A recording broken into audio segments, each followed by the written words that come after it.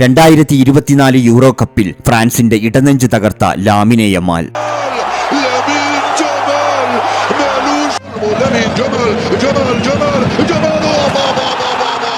ലാമിനെ Yamal തന്റെ മാരക form തുടരുകയാണ്. പലരും ബാഴ്സയുടെ ഈ യുവതാരത്തെ ലയണൽ മെസ്സിയോട് സാദൃശ്യപ്പെടുത്തിയിട്ടുണ്ടെങ്കിലും എനിക്ക് തന്റേതായ ശൈലി രൂപപ്പെടുത്താനാണ് താല്പര്യമെന്ന് ഈ യുവതാരം പറഞ്ഞു കഴിഞ്ഞു. എങ്കിലും മെസ്സിയുടെ പാത തന്നെയാണ് ലാമിനെ യമാലും തിരഞ്ഞെടുത്തിരിക്കുന്നത്. ഗോൾ അടിച്ചും അടുപ്പിച്ചും കളിക്കളത്തിൽ രാജ്യത്തിനാവട്ടെ ക്ലബിനാവട്ടെ ലാമിനെ യമാൽ നിറഞ്ഞാടുകയാണ്.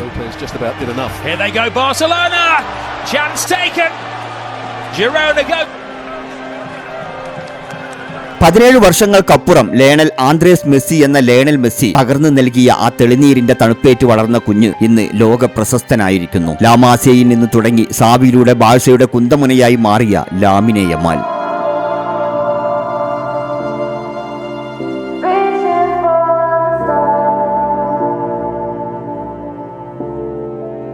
ഒന്ന് കണ്ണു തെറ്റിയാൽ, ഒരു ടാക്കിൽ പിഴച്ചാൽ ഗോൾമുഖത്തേക്ക് ഒരു ക്രോസ് ഉറപ്പ്. അതുകൊണ്ട് തന്നെയാവണം PSG യമാലിന് വേണ്ടി കണ്ണഞ്ചിപ്പിക്കുന്ന ഓഫർ മേശപ്പുറത്ത് വെച്ചപ്പോൾ ചരിത്രത്തിൽ ഏറ്റവും വലിയ സാമ്പത്തിക പ്രതിസന്ധി അനുഭവിക്കുന്ന സമയമായിട്ട് പോലും ഒരു ചെറു പുഞ്ചിരിയോടെ ബാഴ്സലോണ അത് തള്ളിക്കളഞ്ഞത്. അത്രമേൽ ലാമിനെ യമാൽ ബാഴ്സക്ക് പ്രിയപ്പെട്ടതാണ്. ഗംഭീര പ്രകടനമാണ് ലാമിനെ യമാൽ ഈ സീസണിൽ നടത്തിക്കൊണ്ടിരിക്കുന്നത്. ബാഴ്സക്കായി മാരക ഫോം തുടരുന്ന ലാമിനെ യമാൽ ലാലിഗയിൽ 5 മത്സരങ്ങൾ പിന്നിട്ടപ്പോൾ തന്നെ 3 ഗോളുകളും 4 അസിസ്റ്റുകളും സ്വന്തമാക്കി കഴിഞ്ഞു. മാത്രമല്ല ചരിത്രത്തിൽ ബാലൻ ഡിയോറിന് നാമനിർദ്ദേശം ചെയ്യപ്പെടുന്ന ഏറ്റവും പ്രായം കുറഞ്ഞ കളിക്കാരനായി മാറി ലാമിനെ യമാൽ. 17ാമത്തെ വയസ്സിൽ തന്നെ ലോക പ്രശസ്തനാവാൻ കഴിഞ്ഞ ലാമിനെ യമാൽ തന്റെ കരിയറിൽ ഇനി വലിയ വലിയ നേട്ടങ്ങൾ എഴുതി ചേർക്കുമെന്ന കാര്യത്തിൽ തർക്കമൊന്നുമില്ല. നിങ്ങൾ ഈ ചാനൽ സബ്സ്ക്രൈബ് ചെയ്തിട്ടില്ലെങ്കിൽ ദയവ് ചെയ്ത് ചാനൽ ഒന്ന് സബ്സ്ക്രൈബ് ചെയ്യുക.